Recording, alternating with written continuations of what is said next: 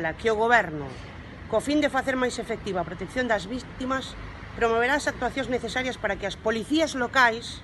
no marco da súa colaboración cos forzas e corpos de seguridade do Estado, cooperen para asegurar o cumprimento das medidas acordadas polos órganos xudiciais cando estas sexan algunhas das previstas nas presente lei,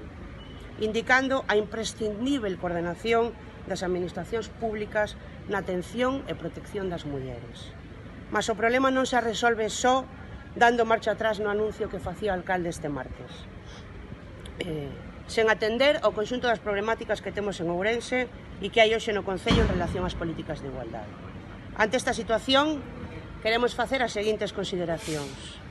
É unha obriga da administración local colaborar para a protección das víctimas da violencia machista, tal e como se recolle na Lei 1/2004, como se acabou de decir. Este anuncio é un paso máis no desmantelamento das políticas de igualdade no Concello que se iniciaron xa co mandato do Partido Popular.